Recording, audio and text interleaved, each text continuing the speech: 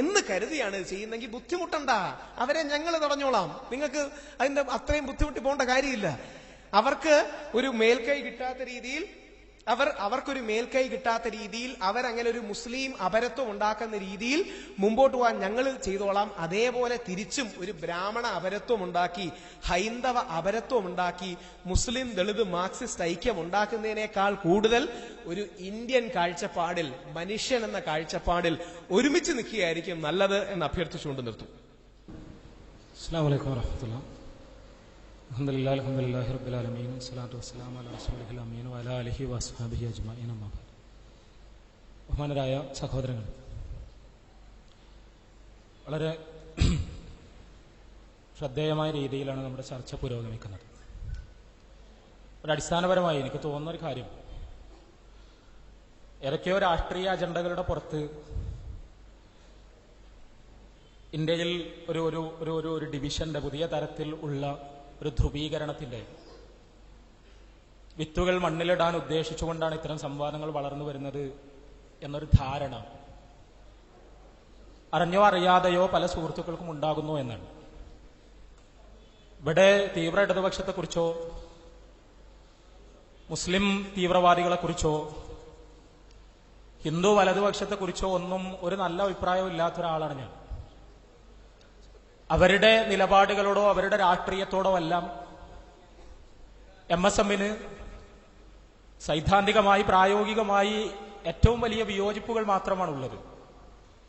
ഇവിടെ ഒന്നാമതായി നമ്മൾ മനസ്സിലാക്കേണ്ട കാര്യം, ഒരു തരത്തിൽ നിന്നുള്ള ഇൻസെക്യൂരിറ്റി ഫീലിംഗിൽ നിന്നുണ്ടാകുന്ന ഏതെങ്കിലും അർത്ഥത്തിലുള്ള ഒരു സോളിഡാരിറ്റി സ്വപ്നം കണ്ടുകൊണ്ടുള്ള ഒരു രാഷ്ട്രീയ പ്രതിരോധം എന്ന അർത്ഥത്തിലല്ല ഇങ്ങനെയൊരു സംവാദം നമ്മൾ ഉയർത്തിക്കൊണ്ടുവരുന്നത്. അതിന് രണ്ട് കാരണങ്ങളാണുള്ളത്. ഒന്നാമതായി, നമ്മളെല്ലാം ഒന്നാണ് എന്ന് നമ്മൾ പറയുന്നു. ഇന്ത്യക്കാർ ഒന്നായി നിലനിൽക്കണം, നാം വിഭജിക്കപ്പെട്ടുകൂടാ എന്ന് നമ്മൾ പറയുന്നു. പക്ഷെ നമ്മൾ ഒന്നല്ല എന്നതാണ് പ്രശ്നം. നമ്മൾ ഒന്നാണ് എന്ന് പറയുമ്പോഴും ബ്രാഹ്മണൻ ഉന്നതനാണ് എന്നും നമ്മുടെ കൂട്ടത്തിലെ ശൂദ്രൻ അധമരാണ് എന്നും ചണ്ടാളർ അസ്പർശ്യരാണ് എന്നും ഇവിടെ സിദ്ധാന്തിക്കപ്പെടുന്നു. അങ്ങനെ തന്നെ അത് നടപ്പിലാകുന്നു. നൂറ്റാണ്ടുകളായി, സഹസ്രാബ്ദങ്ങളായി അതേ അവസ്ഥ ഇന്ത്യയിൽ ആവർത്തിക്കപ്പെടുന്നു. നമുക്ക് ഐക്യമെന്ന് പറയാം, എല്ലാവരും ഒന്നാണെന്ന് പറയാം, മനുഷ്യന്റെ പ്രശ്നമെന്ന് പറയാം, ഇന്ത്യക്കാരന്റെ പ്രശ്നമെന്ന് പറയാം. പക്ഷേ ബ്രാഹ്മണനില്ലാത്ത, ക്ഷത്രിയനില്ലാത്ത, വൈശ്യനില്ലാത്ത സവിശേഷമായ പ്രശ്നങ്ങൾ ഇവിടുത്തെ ദലിതനുണ്ടാകുന്നു, ചണ്ടാലനുണ്ടാകുന്നു, ശൂദ്രനുണ്ടാകുന്നു. ആ പ്രശ്നങ്ങൾ മതപരമായി സിദ്ധാന്തവൽക്കരിക്കപ്പെടുന്നു. പ്രസ്തുത മതപരമായ വിശ്വാസങ്ങൾ ഇന്ത്യയിലെ വലിയൊരു വിഭാഗം ജനങ്ങളുടെ സിരകളിൽ ഓടുന്നു, അവരുടെ രക്തത്തിൽ അതുണ്ട്. ആ മതവിശ്വാസങ്ങൾ തലച്ചോറിൽ ഉള്ളത് കൊണ്ട് തന്നെ നമ്മൾ ഒന്നല്ല എന്നവരെപ്പോഴും ചിന്തിച്ചുകൊണ്ടിരിക്കുകയും നമ്മളിൽ ഒരു കൂട്ടർ ഉന്നതരാണ് എന്നും മറ്റേ കൂട്ടർ അധമരാണ് എന്നും മറ്റൊരു കൂട്ടർ തീണ്ടിക്കൂടാത്തവരാണ് എന്നും അവർ സ്വയം വിശ്വസിപ്പിക്കാൻ ശ്രമിച്ചുകൊണ്ടിരിക്കുകയും ചെയ്യുന്നു. ഇവിടെ തീർച്ചയായും ഇന്ത്യ ഒന്നാകണം. ഈ മതിലുകളെ നമുക്ക് പൊളിക്കാൻ കഴിയണം.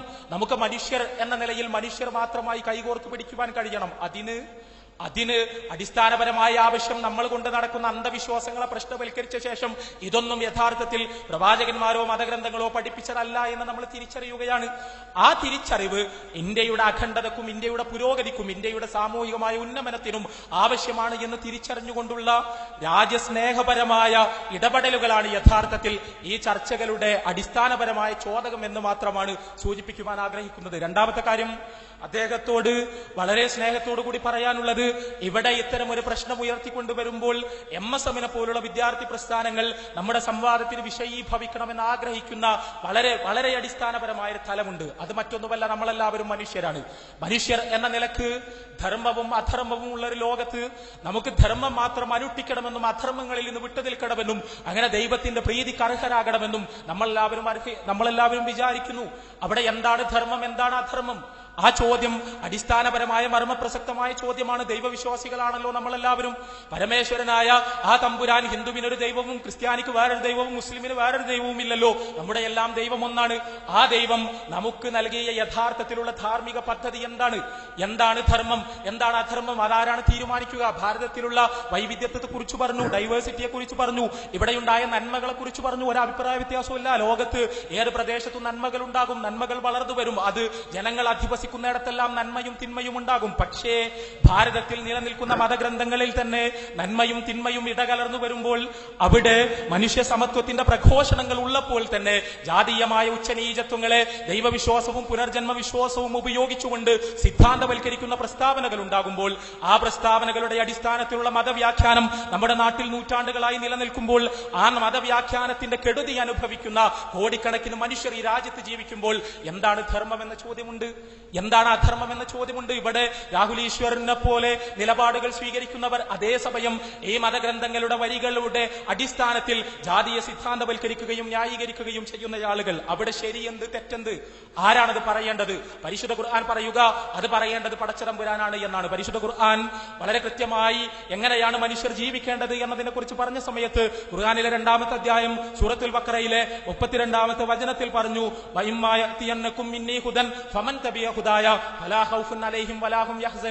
നിങ്ങൾ ഭൂമിയിൽ ജീവിക്കുമ്പോൾ എന്താണ് ധർമ്മമെന്നും എന്താണ് അധർമ്മമെന്നും നിങ്ങളെ പഠിപ്പിക്കുവാൻ വേണ്ടി ഞാൻ ദൈവദൂതന്മാരെ നിയോഗിക്കും.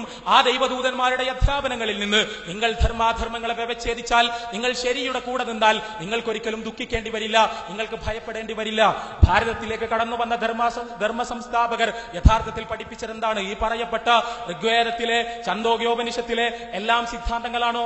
ആ സിദ്ധാന്തങ്ങൾ കടത്തിക്കൂട്ടിയതാണ്, അത് തെറ്റാണ് എന്ന് നമ്മൾ പറയുന്നുവെങ്കിൽ എങ്ങനെയാണ് തെറ്റും ശരിയും വേർതിരിക്കുക? കടത്തിക്കൂട്ടപ്പെട്ടത് ഏതാണ് എന്ന ചോദ്യത്തെ നമ്മൾ എങ്ങനെയാണ് മറികടക്കുക? എങ്ങനെയാണ് ഇതിലെ നെല്ലും പതിരും നമുക്ക് വേർതിരിച്ചെടുക്കാൻ കഴിയുക? അതാണ് അടിസ്ഥാനപരമായ ചോദ്യം. അവിടെ കൃത്യമായ മാനദണ്ഡത്തിന്റെ, കൃത്യമായ മാർഗദർശനത്തിന്റെ, ശരി തെറ്റുകളെ കുറിച്ചുള്ള കൃത്യമായ ദൈവിക നിർദ്ദേശങ്ങളുടെ അഭാവം നമ്മൾ അലട്ടുന്നു. ആ അഭാവത്തിന്റെ നടുവിൽ നിന്നുകൊണ്ട് ഭാരതത്തിന്റെ അതിർത്തി എന്ന സങ്കുചിതമായ ഒരു ദേശസങ്കല്പത്തിന്റെ പുറത്തു കടന്നുകൊണ്ട് ലോകത്തേക്ക് നിയോഗിക്കപ്പെട്ട പ്രവാചക ശൃംഖലയെ കുറിച്ച് പഠിക്കുകയും ആ പ്രവാചകന്മാരിൽ അന്തിമൻ എന്ന് അവകാശപ്പെട്ട മുഹമ്മദ് റസൂലുള്ളാഹി സ്വല്ലല്ലാഹു അലൈഹി വസല്ലമയുടെ ജീവിതത്തെ പരിശോധനാ വിധേയമാക്കുകയും അദ്ദേഹത്തിലൂടെ അവതരിപ്പിക്കപ്പെട്ട പരിശുദ്ധ ഖുർആൻ ദൈവികമാണ് എന്ന് സ്വയം അവകാശപ്പെടുന്നു.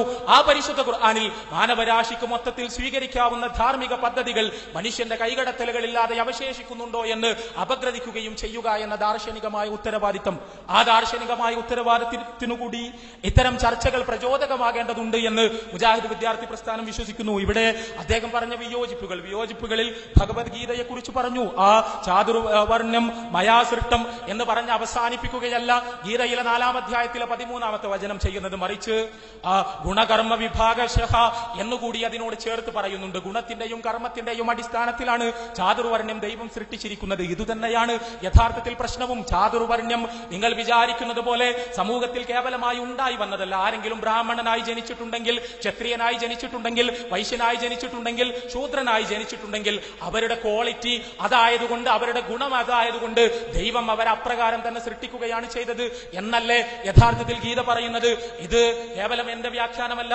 എങ്ങനെയാണ് ഗീതയ്ക്ക് മഹാപണ്ഡിതന്മാർ വ്യാഖ്യാനം എഴുതിയിട്ടുള്ളത്? ഇവിടെ പറഞ്ഞല്ലോ, ചണ്ടാലനെ കണ്ടപ്പോ മാറി നിൽക്കാൻ പറഞ്ഞ ശങ്കരാചാര്യരെ കുറിച്ച്, ഒടുവിൽ ആ ചണ്ടാളൻ അദ്ദേഹത്തെ ചോദ്യം ചെയ്തതിനെ കുറിച്ച് ആ ശങ്കരാചാര്യർ ഗീതയ്ക്ക് എഴുതിയിട്ടുണ്ടല്ലോ പ്രശസ്തമായ വ്യാഖ്യാനം. ഈ ഗീതയുടെ ചാതുർവർണ്ണ്യത്തെക്കുറിച്ചുള്ള ഗീതയുടെ പരാമർശങ്ങളെ വിശദീകരിച്ചുകൊണ്ട് ശങ്കരാചാര്യർ അദ്ദേഹത്തിന്റെ ഗീതാഭാഷ്യത്തിൽ എഴുതിയിട്ടുള്ളത് എന്താണ്? തീർച്ചയായും നമ്മളത് പരിശോധിക്കണം.